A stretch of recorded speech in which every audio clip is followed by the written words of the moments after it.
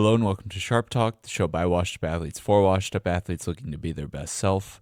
On today's episode, Brandon and I sat down with Araf Evans. Araf and Brandon spent time coaching together at Bellevue West and NE Elite, which is a 7-on-7 program that competes throughout the country. They talk about their experiences coaching together and how NE Elite got started. We also dive a little bit into Araf's upbringing and his own college football career. We compare and contrast his recruiting experience with his son's, who is currently a highly touted high school recruit. We also discuss the current state of college football and his own coaching philosophy and approach to life. Araf is a really wise dude, and it was very cool to sit down with him and just chat about his own experiences and his mindset toward coaching, and just great to revisit some memories from both him and Brandon's experience coaching together. So it's just a great conversation. So thanks for tuning in. Hopefully you enjoy. Before we get rolling with today's episode, I want to take a minute to tell you about SHRP Training. Snyder Health, Recovery, and Performance Training is designed for former college athletes to improve their physical, mental, and spiritual health. For only $12 a month, you can choose a training plan that is catered to your needs, interests, and goals, with new programs delivered each month through the Team Builder app. You'll also receive 24/7 messaging and feedback from coaches, access to an exclusive Discord to continually learn and be encouraged by others, a 20% discount on Thorne supplements, and access to the Sharp Edge, the ultimate guide to upgrading your diet, sleep, and life. Iron sharpens iron, so let us help you become your sharpest self. Now let's go. Let's go. Appreciate you, man. Should be fun.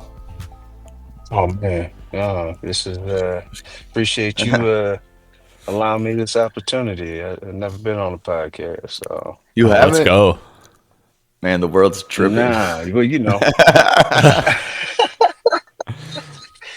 I've been trying to stay off of social media. So Yeah, this is yeah. my first intro back, so bear with me as I knock some of this dust off. Yeah, man. We're just talking. You can share a little bit of your story, and we can just dive right into it. You want to give a little background about who you are, and yeah, we'll get into some stuff, but you can be as brief or detailed as you want. Absolutely. No, again, I appreciate Schneider, you giving me this opportunity and this platform to brag about my boys a little bit and about what we do. And Yeah. it's been a wonderful journey. It's been a long journey, but really excited, man. This is something that we've been doing for it's going on 8 years. Nebraska Elite has been an opportunity for kids to go out and play against top competition that they wouldn't have normally been able to see throughout the season, the regular season. When you really think about it, when you have a football season of 3 to 4 months, and you look at all the reps that you take, and you come back at the end of the year and like, how many 4 stars did I go up against? Or how many 5 stars did I go up against? You know, I'd be shocked to hear if people. I think that number is a high number here in the Western states. So, what we've been able to do is get out to these hotbed states that they do this stuff all year, and go out and compete against those 4 or 5 star athletes throughout the entire weekend, and give them an opportunity to see some top level talent that they normally wouldn't be able to. And quite frankly, I think we do a pretty darn good job of it. And everybody comes back and they're a lot better on the other end of whatever that they receive while they're down there. Yeah. So, you want to be the best, you got to play against the best. And I'd say that pool of talent down there is a little bit, you get better opportunities, in my opinion. So, Yeah. How, talk about maybe the origin of Nebraska Elite. You said 8 years. Maybe talk about kind of why you started Nebraska Elite, what gave you the inspiration, and maybe like what the beginning looked like relative to, I mean, if you want to get into more what it looks like now and how it's evolved over the years, that's fine. But just curious, like at the beginning, because it was like, think about 8 years ago, nobody was doing 7-on-7. Like it wasn't a thing, right? Like, Colin and I have both been in the football space, like in the Midwest, that wasn't a thing at all. And then for you guys to be so out in front of it, What gave you that idea? What it looked like in the beginning? Where did the idea come from? Maybe talk about that a little bit. Yeah, no, that's a great point that you brought up because yeah, 7, 8 years ago, look, the landscape of football looked quite a bit different than what it does now. So I got involved because at that time my son was 8, 9 years old, and sitting in the backyard trying to figure out what that next phase of life looks like. And as we're sitting down, or taking a break in between drills and reps, I'm asking him like, what school do you want to go to? What's that next level look like for you? And he's like, "Dad, I want to go to Clemson." And fair enough, my son's a bandwagon fan. So at that time, I think Clemson had just won the Natty. And as I'm looking climate here in Nebraska football, there wasn't a lot of skilled athletes, or skill positions, if you will, going to the SEC or any Power Fives coming out of the Midwest. Just not a place that those southern border states really go out to recruit. So made some calls, decided to do some research, and figured if that's not happening, the best way to predict the future is to create it. And so um, ran across one of my chapter brothers here in Omaha. He actually lives down in Miami. His name's Castro. Shout out to Castro. uh, Castro put me in contact with Ty Timmons, who at that time was with Prime Truth, I believe. And down in South Florida, we took these two kids, my son, Araf Evans Jr., and Marion Jackson. Thinking about Amarion now, and the ratings and everything, you go back way, Yeah. when he was a youth, it's no accident when people become successful, I think so. But Well, you love to see it. yeah, Um, yep. you just love to see it. When we were down there, they performed well. We actually were supposed to be, they were 10 years old at the time. We were supposed to play on the 12U team, and come to find out, and as the nature of this industry, uh, especially back then, there weren't any 12U teams that we were supposed to play on. So we ended up playing on a 14U team. Um, and the one thing that I took away from that when we were down there was the amount of recruiting traction that these young kids had. I mean, these coaches were plugged into the schools. They've been on visits.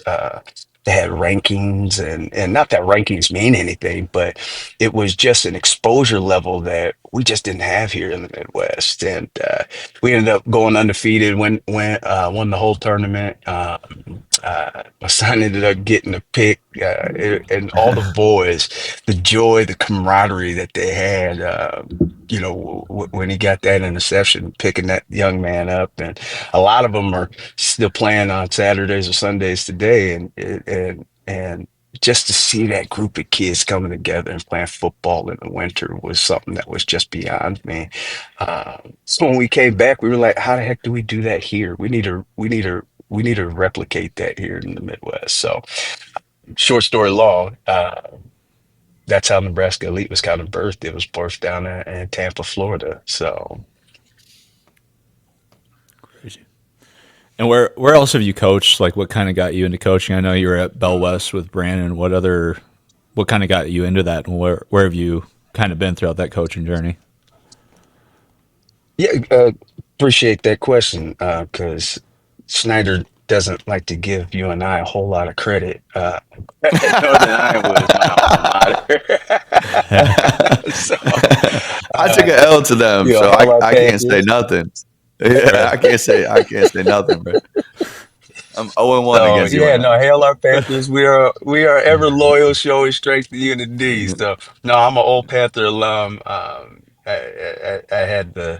I had the privilege and the honor to be coached by some really awesome coaches during my tenure time being out there. Uh, you know, Coach Farley just retired this year. He's been there for I can't tell you how long, but as you can see the gray hairs in my beard, he was my coach. So I know that he's been there for quite some time. But yeah, Scott Frost was my position coach when I was in school. And say what you may about him and his tenure here at Nebraska, the Huskers, I've really found passion and joy in football because of him. He really took a different type of approach to coaching us when we were playing. And this is before NIL. I hope that there's a statute of limitations on this deal. So, but one of the things that was such a big difference when he came in to coach was he used to buy us shoes if we got like interceptions. So uh, that was a huge thing I that did. kind of changed the difference. Go ahead, Schneider. I didn't know that's the origin. I didn't know that. We never talked about that. Yeah. That's crazy. Yeah, that's Yeah. funny. So That's we used crazy. to, you know, we used to try to work on turnovers all the time, and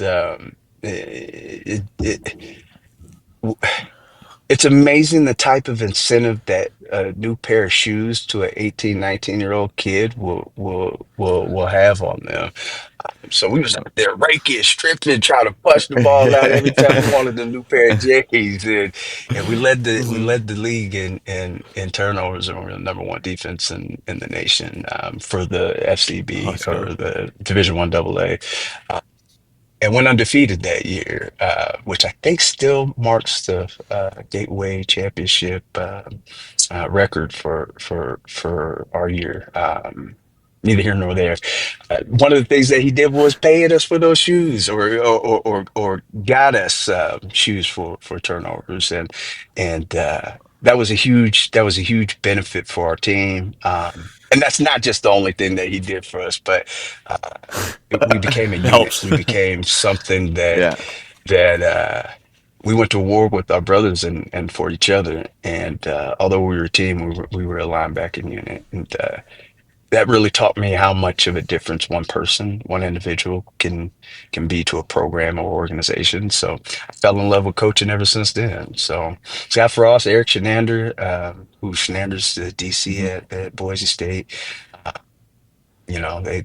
they really were huge mentors for me as a student athlete. So And then was Bell West your first coaching experience from there, or where else have you been with that? no, actually, I went after I graduated. I spent some time. I coached for the Waterloo East Trojans in Iowa. So they hold the one of the longest records for most longest winning records and the longest losing records in college or in high school football.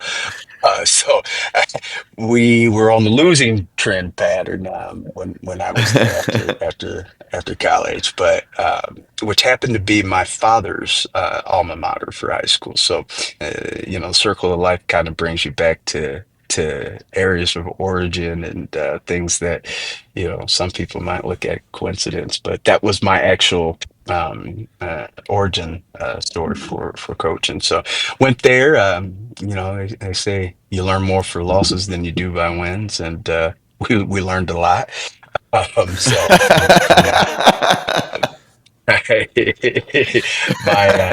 my coaching path and career took us to Nebraska. My my occupation, my career path is in insurance and financial services. So there was a job opening or office opening, I should say, here in Omaha. And I was actually never been to Omaha before. The only thing I knew about Omaha was poker. And I wasn't very good at that either. But uh, it was a great opportunity for me and my family. So we moved down here back in 2010, and then because I hadn't coached for a while, I needed to get back into it. And right down the street from my office was Burke High School. So I still had my coach's certificate. And, my son was about 5 years old, give or take at the time. And I was like, I need to get back into it. So I actually ended up being a volunteer coach for Burke High School with Paul Lamanji, and started my career here in Omaha there. And from there, took some years off and met up with Schneider and Coach Huffman at Bellevue West. So Crazy. Sick. What about I don't as much as you want to get into. I know we're kind of working backwards, but that's okay. How ended up at UNI, but we're kind of maybe you want to talk about growing up and where you come from and the different places you lived and kind of your way to UNI, if you want to. Yeah. So, I grew up single mother household, the same old sad, sad song that many of us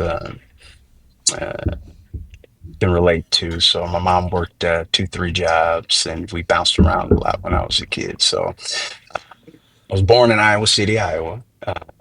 Shortly after being born, we moved to Atlanta. So, I spent a lot of my younger years in Atlanta, Decatur. So from Decatur, we moved to Seattle, and that's where I spent a majority of my adolescence in Seattle. Because my mother was working so many jobs and being the new kid, you tend to try to find comfort in friends. And when I was in Seattle, I hung out with some questionable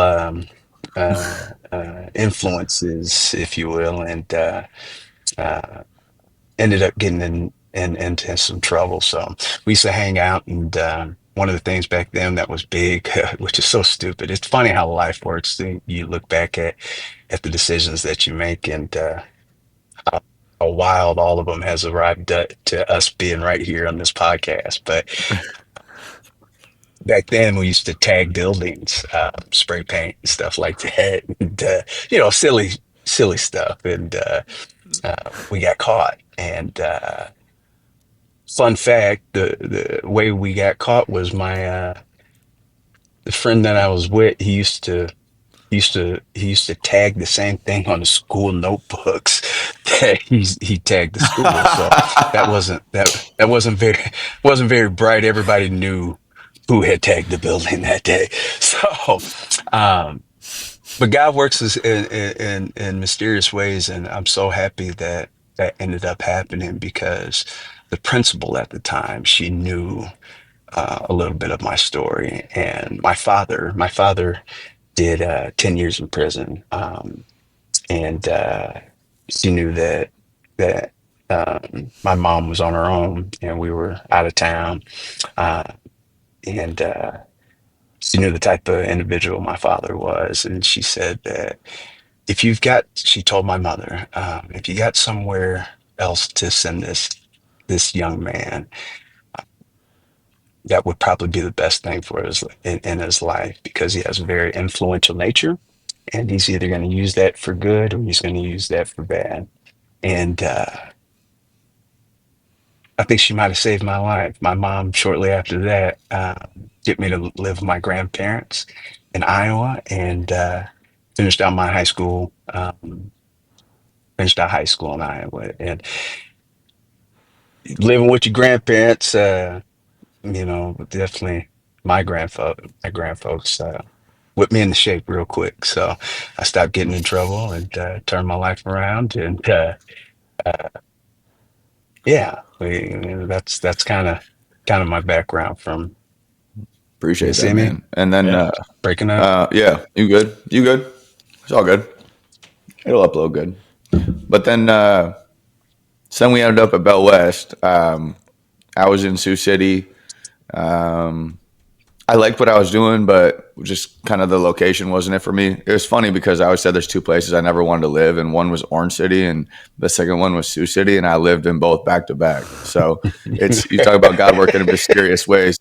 I'm sure he had a good kick about that one. So it's his ways, not our ways. So I Kay Johnson, who I played with at South Dakota State, um, he was a Bell West kid, and he mentioned to me that uh, Huffman was looking for a defensive back coach. We had kind of worked with Omaha Sports Academy a lot, so I was like, well, I wonder if somehow I can, like you said earlier, kind of dictate the future, right? Kind of create something that isn't really there, but trying to create it. So I went down and met with Huffman, and I had that feeling where, that's where you're supposed to be. And so I actually took the Bell Good. West DB job, before I had an actual job. So I was kind of just betting on myself to figure out the rest. And that could have taken a lot of different options, but thankfully, with help from the people I was in Sioux City with, was able to make that work. But then I showed up at Bellevue West in Omaha, not knowing anybody, which I kind of liked. I actually really liked that for the time of life I was in, the phase I was in, and because in Iowa, I just like play for the Hawks. Like you meet a lot of people, and your name kind of Right. gets out there or whatever. And it was nice just to like get away and not know anybody and kind of almost like start over a little bit. Like I'm gonna build up my respect level or my resume from like scratch. Like we're in Nebraska now. Like what I've done in the past doesn't really mean as much. Which was good, is what I wanted. People love freaking Nebraska football. And so if it's not Nebraska football, then they really don't care. It's just kind of the way it is. Right. But, went to a couple 7-on-7s that summer. What would that have been? Like the summer of 21 or something like that? Or, yeah, probably Yeah, yeah, 21. Yeah. yeah, And, yeah. It was right after COVID. didn't really know the coaches that good. And I'm just so blessed that you were there. Like it, I had coached a little bit, but I hadn't coached a lot. And so, you were coaching corners, I was coaching DBs or the safeties, and just in nature, those go together. And so, like, just so lucky to be able to work with you at that. And like, you were speaking a lot of life to kids, and it's amazing how much I was getting out of it, and that wasn't really Mm. your intent. It wasn't my intent either. Like I didn't go there to learn, essentially. Like I went there to give, and I freaking got everything, But I think it's just amazing how many of the things that you say, you talk about being a man of faith, and we've recognized that already, but there's just things that you say that just are exactly at the right time and mean so much and has meant so much to me. We had a freaking awesome season, dude, and a couple seasons, and we coached some freaking unbelievable football players and young men, and that kind of bridged to Nebraska Elite. But I don't know, talk about like, I got the OG dog team on. Talk about the OG dog team. What kind of I, your I experience love it. your experience was there? I could go to my closet and get like 15 more of these freaking crew necks that are all 101, like Gunna said. Yeah. Well, that was one of the things that, again, as I mentioned with Frost, one of the things that that I picked up from being the student athlete under his tutelage was that working as a unit, working as we all as a team have an individual goal to win a national championship or win the state championship, state title. But when you operate as segmental small individual units and that individual unit can accomplish their goals, then the team can win together collectively. And it kind of brings back that movie. You guys seen the movie 300, I'm Oh yeah. assuming? And he says, Spartans, what is your profession? Oh, and so I just love the fact that small group. I'd rather have eight men thoroughly immersed in true spirit than 80 lukewarm individuals. And when we put together the dog team, it was really us versus everybody. And when we say us versus everybody, it was more of I didn't care what the offense was doing. We didn't care what the wideouts were doing. We were there to do our job. And if we did our job well, and we did our job and we were successful in it, then that means that we were making the wideouts on the other side better. And if we were doing our job and we were accounted for, then we made the plays that we were supposed to, which made everybody else want to do their job. And so the beautiful thing that we kind of created out of the necessity of bringing some unity to a group of forgottens, if you will. Nobody wanted to play defense. Defense isn't sexy, Not at Bell or at West, least it man. wasn't at Bellevue Bell West. West was known for It wasn't scoring sexy at points. Bell West. And that's what Huffman, when I went interviewed for the job, uh, and ended up subsequently volunteering, that he asked me was, can you make defense? Can you make my kids want to play defense? And boy, I remember that feeling when we could get something as a unit when I was playing in college. That was something that that I saw other groups looking at, like, man, I want a pair of shoes. Man, I want a sweatshirt. Man, I want one of those. Like, we doing our job too. And it was just that envy and that kind of like, nah, you guys aren't a part of what we're doing, but we're all a team, was something that was so vivid to me that Hmm. we had to bring back. And so when we were successful at practice defensively, um, we would take the kids out to a pizza party. We would have a za party. And so we created kind of a turnover. What would you call that, Schneider? Kind of a turnover. Yeah, Uh, I don't know. Re- Reward, so tradition, we just Yeah, thing, the turnover turnover wars, thing. tradition and thing. Yeah. So we made it to where, if they got three turnovers in a practice, we would take them out for the za party. Yeah, And boy, they were trying to get those three yeah, turnovers. They were playing hard. And then they finally got it. And then we took them out to the za party. And it was just us as a unit, that small collective, that eight yeah, versus the 80. yeah. And everybody's like, man, we want to do that. Hey, Coach Snyder, can we do the ball to the side party too? Yeah. So we had linemen coming up. I Yeah. remember Mike coming like, I hey, had Coach, can we get, hey, Coach, I'm part of the dog team too, right, Coach? It just became kind of a cool thing that we were doing as a team, but it was special to those we coached. Mhm. And it was great. It was a great time.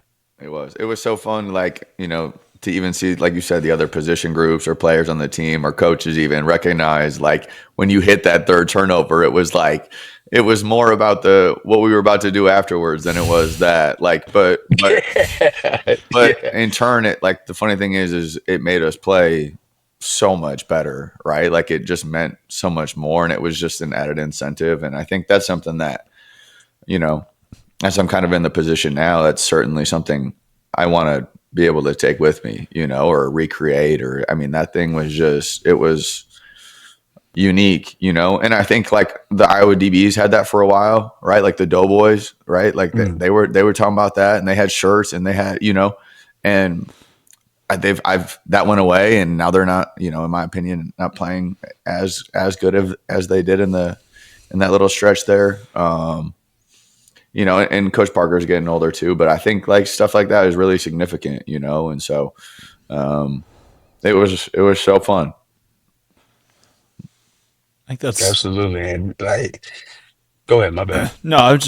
That's the thing I love about football, especially the defensive side. I didn't really have appreciation until I got to college for this, but just doing your job really, really well, like you hit on, and it may not make you look good. Like if you're a DB locking someone up, you might not get the ball thrown your way, and that's a great thing, and it makes everyone else on your defense really good. It allows your D lineman time to go get a sack or something like that, and I just think like that's such a cool thing you see in football that you don't get a lot of other sports, and it's just cool how it can translate to life in so many ways, just teaching you to be unselfish, do your job really well. So that's just something I've always loved about football, and it sounds like you guys were preaching that. And like, yeah, the Doughboys thing, just find ways to incentivize it other than just getting yours. Like, and maybe you can speak to that on the basketball side. Like, if you're doing your job well, often that involves getting recognition, but football, it may not. So I don't know. I love that unselfish aspect of it and just doing your job well. Yeah, I mean, from the basketball side of things, it's crazy. Like, here right now, like when I'm looking up stats, like our points per game at the we're a Nike program, so we're good. I'd say top 50 in the country ish. But like the crazy thing for me is like what the other stats look like now. And rebounds is fine. I feel like people clean that up, but the assist numbers are so low. It's a little bit disappointing for us as a program, and so that's certainly something that we'll address. But it's just like, would you rather just have somebody walk down the court and score, or would you rather have somebody walk down the court, make a move, pass, and then score so that two people benefit, right? And it's like, and then you add to that, and like you get into the unnoticeable, like the hockey assist, right, where you make the one, right, and then he makes the extra one, and then you don't get the credit for that. But it's like, it's not a stat, but if our assist numbers aren't good, then how are I can't imagine our hockey assist numbers are even better than that, And so it's a different thing, it's a different way of looking at it, but different sport, all that, but it's the same idea. Just being unselfish and making the right play, and being okay with not getting the recognition. But truly, like the funny thing in turn is like the real ones really recognize that stuff, and I feel like that was what. It's like Desmond King, right? And this will go to Deuce Island, but like Desmond King had his best season after he won the Thorpe. He won the Thorpe, right? And then they stopped throwing at him. So it's like the dude is balling. Like he's playing better than he ever has, and his numbers don't look the same. And it was one of those things as a safety. I'm not even looking to his side, bro. If he's playing man to man, that's good. It's under wraps. The quarterback ain't looking there. The fans ain't looking there. Ain't nobody looking there because that thing's a wash, right? And so it's like numbers can be really misleading. And it was fun, just stories like. Shout out Deuce Island, right? Like, man, he was so good. He was so good that season. Preston Ames, Donnie, got the dog team tattoo. Calvin, like, shoot, it's crazy the dog team, like, and how it was bigger than football.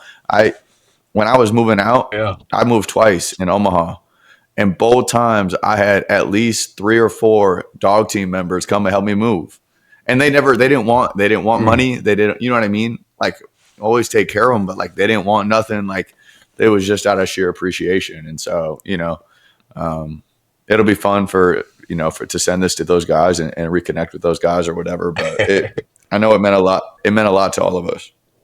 Yeah, it did. And that was one thing that showing up is underrated. And that was one thing that I learned a lot from you in our tenure of coaching together was you always showed up and you're always present and you're always knowledgeable and spoke life into these kids, man. And you had no dog in the hunt. That's the one thing that's hard to find nowadays with coaches is that can you find an individual willing to pour into your kid without any expectations for something on the back end? That's a rarity. And I can say, with all my heart that that's everything that a coach that a parent would want from a coach. And you've been there for every step of the turn for these kids, man. And that goes a long way, not just from a friend and a colleague, but as a parent, as a dad, man. That's something that you just don't find very often. So I know that these parents got to be elated to have you as their coach, man, as I was. I So appreciate it. I appreciate it. I appreciate it. Thank you. So we talked a lot about the past. How about like where you at now? Still doing 7-on-7. It's taken different forms kind of over the last couple of years. I don't know if you want to talk about that now. Professionally, you talked about a little bit about that, but what's looking forward for you and kind of right now and looking forward, like what you working on? Where's your mindset at? What you looking towards? How you trying to be present, all that. Well, that's a great question because we always strive to continue to grow. It's one of my favorite aphorisms is what happens to a plant when it stops growing, and most people will say that it dies. And I'm always trying to. But what's interesting in the way that the high school dynamics and college sports and recruiting in general is that this has taken on just such a different form. that I don't think anybody really knows what's next. And so that's going to be interesting to see how it plays out. Me personally, I'm excited to hopefully be just a dad here coming up and enjoy some of the fruits of the struggles that we've been putting through. But my struggle gives me strength, which is awesome. But there's still a huge need for what's that next phase of of what the game is now. As we know, high school kids, it's getting harder and harder and harder to recruit. Just for the sheer fact that you rather go get somebody out of the portal than wait for a high school player and athlete to develop. And now I don't know, correct, you guys can correct me on this, but I think it's up for uh, a vote that JUCO players no longer lose eligibility, or at least they get to retain 1 year. It's for sure So passed in basketball. go ahead. Basketball, it's for sure passed. Is it So okay? like I'm very passionate right now about building relationships in JUCO and also with Good. anybody that's in the creative space that wants to tap into that world. I think there's a huge void in the JUCO world. I think it can be done. I think it can be improved, right? I think the JUCO Absolutely. experience can be improved. The benefit is the money has moved down, right? So the money's moved earlier, sooner in these people's lives. You don't have to necessarily be a professional to be a professional these days. And so, if you Mhm. can create a 1 year to 2 year developmental, truly, really developmental with the resources that you need to do that at the highest level, like you talking about 4 and 5 star, it's the same idea, right? Like you need to be able to have the resources that these kids are getting at the Division I level, right, in order to really keep up with them, right, or get ahead. I mean, that's what you're trying to do. But I think there's, and not lose the eligibility, and then you can go be a professional for 4 years, and you don't have to be a pro, right? And so, not Right. only are you coming out even, you're coming out on top heading into the workforce where, I think people can really actually do what they're passionate about instead of taking a job that just pays their bills, right? Because they got debt or whatever. So, and I think that would create a better place. But it is passed in basketball. I'm assuming it's going to pass in football. I think that's the sleeping giant in the sports world right now. Absolutely. And so, I mean, what's that transition look like for these kids? Um, and I think there's going to be a lot of egos that get shattered. I think that there's going to be a new norm of what people are expecting that that D1 or bus journey to look like, Yeah, and that's that's something that I think that there's a big need for yeah. It's what's coming less next. it's less like do you want a bus? It's more like road to professionalism. You know what I mean? It's more like Yes, yes, it's not yes. it has nothing to do with that, right? Like you can even go to a lower level D1 and that's not even as good for you if you would have just been patient for 2 years and gone the JUCO route, knowing that you're going to outwork everybody or that you have some physical intangibles that are different from everybody, or your mental, your mental is different than everybody, and you believe that you can study the game and know more about the game than everybody else, but you just need another year or two to do it. Like that's how I hope kids begin to view this thing. We had a basketball player the other night who had 3 coaches there, all JUCOs, and had a bad night and was walking off the court. And like I, the mindset needs to be shifted. It doesn't need to be shifted, but those who do shift it will be rewarded, I think. Take some humility too to, I don't know. It can be hard to.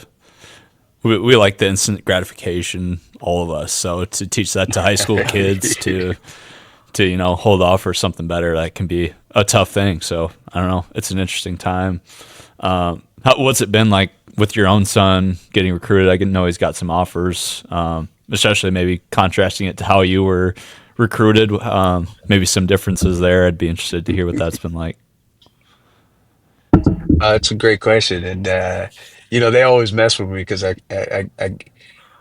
I guess I'm a boomer because I always say back in my day. So I guess since Boomer. you're asking me, I get an opportunity to say that a little bit. Back in my day, well, and it's funny because it's such an interesting time that back in my day, we didn't have the direct line or communication with any coaches or recruiters. Like we really, you either had to know somebody or or somebody had to deliver your VHS film to a coach, and they had to take it out the package, the manila envelope, pop it in the VHS. Hopefully, it was recorded, push play, and sit there and watch your film.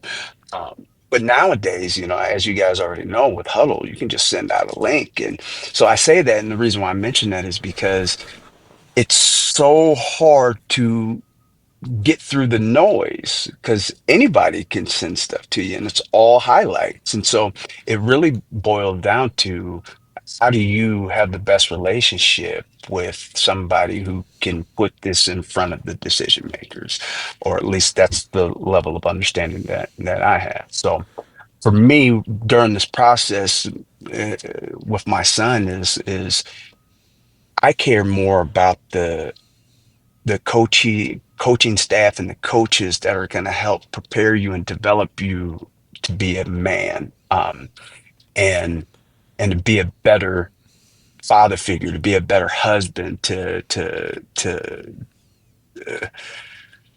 be disciplined, to be a man of your word. Like I really don't care about any of the rest of this stuff because this game is short lived, and so really finding in that sweet spot between you know what you want and what you need is I- it's it's what I'm trying to help him find through and decipher while making these decisions. So It's I a don't know hard if that thing to makes any kind of navigate. sense to you. No, I for answered the sure. question. No, I mean, it's even like as a professional, like I worked at the college level for a few years as a strength coach. It's hard to, not chase after logos or just higher levels. It's so Right. much more about just the fit. Whether that's location or you hit on the staff, just how important that is. Because yeah, he's gonna, maybe it's a 4-year program that he's with, and that's a lot of time with, a strength staff or a football coaching staff. And so they can have a huge impact on, their life. So just, yeah, getting them to realize that and, think beyond just the logo and what the game day atmosphere is like. That can be a hard thing, but it's so important. So I think that's a good way to approach it for sure. Talk about if you don't mind, like Coach Dub and kind of his impact on you. Just I don't know. From a DB, like someone who loves football, like I get it where it fits or whatever, all that. But like I do truly love it. You can ask Paige on Sundays. I'm not very useful. I've learned to multitask, but I'm pretty tuned in. But such an appreciation for and my job's in this industry, like training, right? That's such a buzzword now, and I hate it. But like drills, like purposeful drills, purposeful reps. I haven't seen anybody that's ever done it better than him. Been able to see him do it with professionals, but also see him run camps and get this unbelievable spirit out of not everybody, but the kids that he's there for. The kids that do have that within them. I think everybody has it, but like he connects with just every year that I watched it, just certain kids, and it's like they walk in this little kid, shy, suburban Omaha, just entitled, and next thing you know, walk out just to change like a freaking man, like a dog. Like I didn't know you had that in you. Some of the most like impactful couple hours that I've seen, and I can only imagine how that impacts their life, and the way they interact with their parents or their friends or strangers or whoever. But holy crap, man, he got it, man. He he knows how to teach the human body. Like, because Colin, it's what a lot of this podcast is for former athletes or, and trying to just continue to help people in their own training, right? Their own taking care of their body, keep staying healthy. I know it's impacted me, but like he has a way of like actually understanding how the human body really works and also getting this like crazy spirit within you to like try to maximize that. And he has the combination of the two, and more than anybody else I've ever met in any other sport. So I don't know if trying to even do it justice. I have such an appreciation for him as a human and him as a coach. So So you know what that reminds me that we just gonna have to get him on the podcast that'd Got be to. great. if you guys are willing to have I him. wish, Absolutely. I don't know if he'll talk though, because I'll just sing his praises.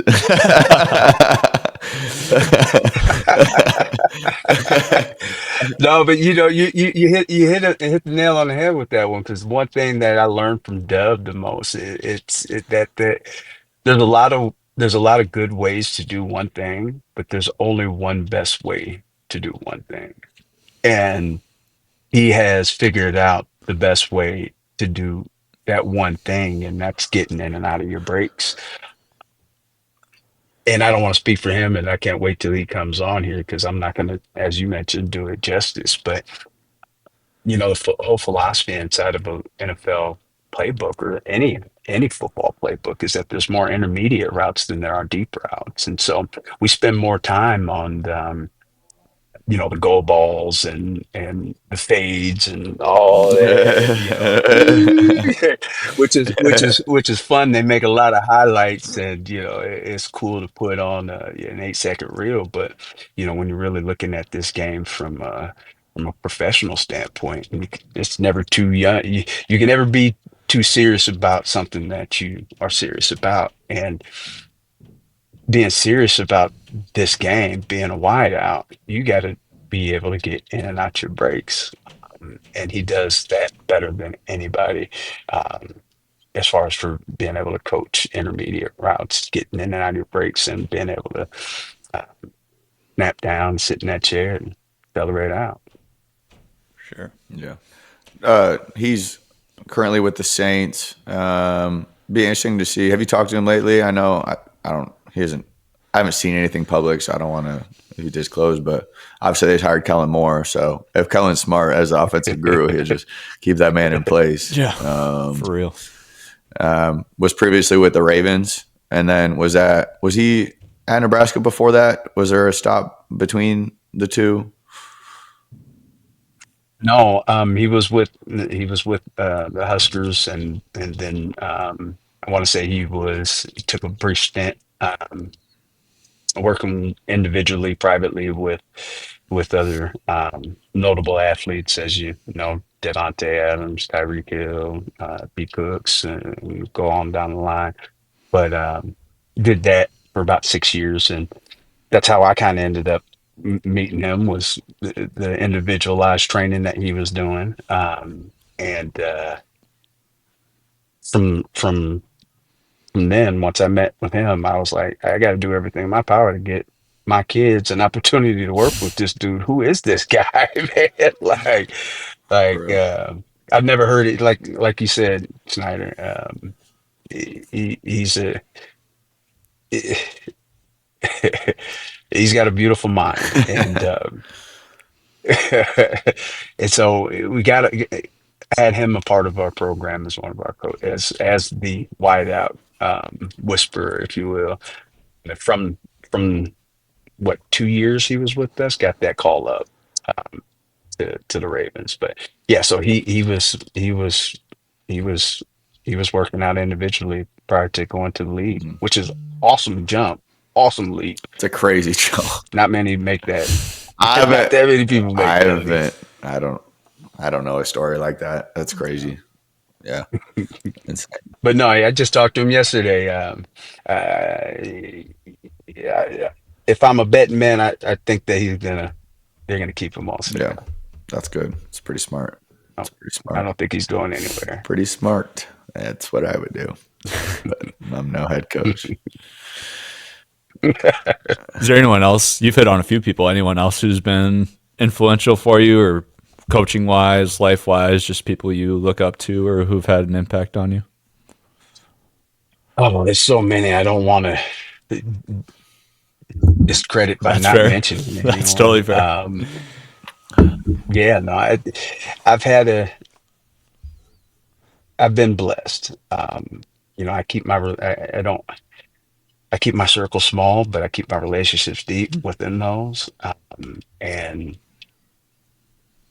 I've been fortunate enough to have really good relationships and really good friends. And Snyder giving me this opportunity to actually finally meet, which is super weird to see you two side by side, like on the screen. Like it's wild. It's double trouble, but it's We're missing our other one too, our yeah, third Yeah, partner in crime. I know, yeah, I know it's wild. So, but no, it's how do you give back? How do you give back more than what you've received? And that's all that I think we try to do, and I think we can all do a better job in life. But pretty happy with what we've been able to accomplish and what we've been able to do. So yeah, For sure. yeah, appreciate man. everything, Schneider. Yeah, likewise. No, you were, more than I could have asked for in a time when I needed it. So, like I said, also had some amazing mentors, but kind of in my adult life, I think you're really lucky if you have somebody when you get to be in your adult life that's still teaching you, right? Like, and you can still learn. Mm. I don't know that there's not very, I don't want to be disrespectful, but there's just not very many people that I've really been around where I just felt like I was always learning something. And that really meant a lot to me. And I miss that for sure. And hopefully I'm resembling something of that, just a small piece of that, in what I do now. But you mean a lot to me. I appreciate you coming on, and I'm excited for people that are close to us to get to know you better. Because I feel like anybody that knows you is lucky, man, for real. So Well, I appreciate the kind words, Schneider. got it. It is kind of crazy. I feel like we've never talked before, but just how many times Brandon has talked about you or just all the any elite stuff. I feel like I've already known you. So it's cool to see a ripple effect, like how, yeah, obviously you've influenced Brandon, and Brandon obviously influences me as an older brother. So indirectly, thank you for, just who you are and pouring into these kids and pouring into my brother. So just keep doing your thing, man. I appreciate you. Yeah. Likewise. Awesome. Anything else, Brandon? All good. All Awesome, good, man. If it's worth doing, it's worth doing right. Absolutely. Araf, That's right. thanks for hopping on. We'll maybe have to get you back sometime. That sounds like a winner. Anytime, fellas. Awesome. Appreciate y'all. Thanks for listening to the show. If you enjoyed today's episode, leave a rating, review, or tell a friend to check us out. Be sure to follow us at SHRP_training for more content to help you be your best self. Go be great today.